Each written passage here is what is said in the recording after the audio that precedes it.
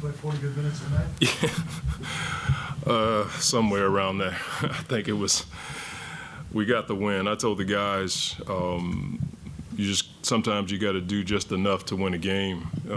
I felt like we were a little lethargic. Sometimes that happens when you come off the road, and we have guys dealing with colds, and I saw guys laboring a lot. And at halftime, we talked about digging deep, and our second unit stepped up in the second half. I thought the first half, we lost it with that group.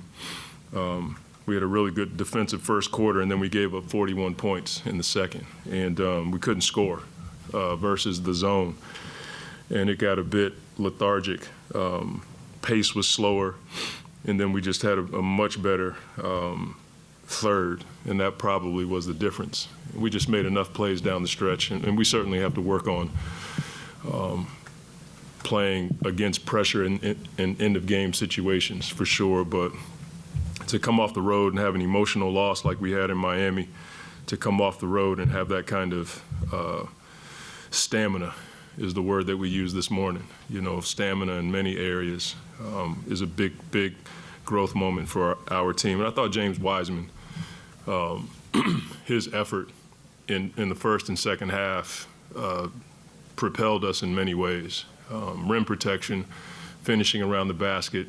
Thought he was talking at the right times. He had a really good blitz on Schroeder, and we were able to get a stop. His effort tonight was key for us. He was the one guy that had consistent effort. And then I thought Cade just made play after play. The play that I loved that he made was the offensive rebound outside of his area in the third quarter. I thought that was a momentum-changing play for us to get an extra possession in that moment. And so just a number of guys that stepped up. Malachi didn't play in the first half. He comes in the second half, and that group held it down as he led that group. So a big win for us. I guess when you see a performance from your backcourt tonight, yeah, half your production comes from J.I. and from Cade. Obviously, to replicate that every night may not be realistic, but knowing what you have in both of those players. Well, I just think J.I. getting back to just shooting the ball the way that we know he can. He's had a rough stretch, and we've always said if you put the work in, the reps were moved out. We don't want our guys thinking about missing shots. When you get the work and you put the work in, you trust your work. And to see him make shots tonight was key for us. Now, I think he still has to keep the balance of taking those shots and getting to the basket, because no one can stop that kid getting to the basket or getting to the paint. And then Cade was Cade. I thought he willed us tonight in many ways. And so for those two to have that kind of production coming off of travel and dealing with a lot of stuff we've dealt with here the past few days, it's a big, big moment for those guys. Just speaking to that, Coach, this was the first game that Cade and Jaden scored 30 points while they were on the court. Was there something about Brooklyn that you guys were able to take advantage of, or was it schemed up to, kind of exploit that backcourt? Well, we talked about playing faster against their switching. If you hold the ball versus their switches, they've been a top 5 defense since they made the coaching change. And one of the reasons is they switch so well, and Claxton is a huge part of that. But I thought we played fast with those two tonight. They were able to get to the basket. I think we had 56 points in the paint. And then when teams switch, our bigs have a chance to punish the switch because they have a smaller guy on them, and that allowed for us to have 24 or 23 second chance points.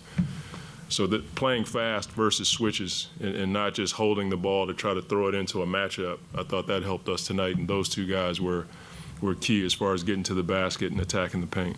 Monty, you mentioned the second unit playing better in the second half. I think Cade played most of his minutes with him. Yeah. What did you see in the first half that made you want to make sure Cade or Jaden were on the floor? We have a debate, and it's me versus me. It's like I think about it all the time. Playing him 38 minutes every night is not something that we want to do, but tonight I just felt like he needed to stay with that group longer to keep the momentum in the third. and then the group in the fourth quarter had to just hold it down until we could bring those guys back. So it was just a gut to leave him out there, and he had it going. So, and he draws a ton of attention. But just leaving him out there, I felt like we needed an anchor to settle that group a bit, especially when I started making subs. I thought in the first half we just didn't have that anchor in that group, and they went zone against that group, and we just didn't work it out as well as we have against zone. We had to come up with a different play and put a SAR and step up and put him in the middle of the zone and put Wise underneath and let those guys play. But that's not something we've worked on. We usually run a different zone play. Cade became the sixth fastest player in NBA history to reach 2,500 points, 800 assists. The list includes LeBron, Luka, Trae Young, Oscar Oh, wow. Robertson, Allen Iverson. For him to do that in such a short amount of time, especially considering the injury last year, just what does that say about the type of player? It's huge. I mean, that's a list of, all those guys are going to be in the Hall of Fame someday. And so I think for him to be able to do that speaks to his talent and the work that he puts in. That young man sees the best defender every night. He sees a double team most of the night. And he's not a selfish player. Cade's not a guy that just goes out there and just jacks up shots. He plays the right way. And so for him to be on that list is a pretty cool thing for him and his family, because he's, for everything that we've been through and he's been through since he's been here, to have those kinds of achievements are things we need to celebrate. So that's pretty cool. So it's 2 of 7 for 3 tonight, but both are pretty big. He's improved that shooting over the past few days. Does that encourage you when you see him still having that willingness to let it fly? Yeah, He hasn't seen it I fly. thought all of them were great except the one that he took. I thought there was like 5 seconds on the clock. I think he thought it was about to expire, and he thought it was a shot clock situation, but he puts the work in.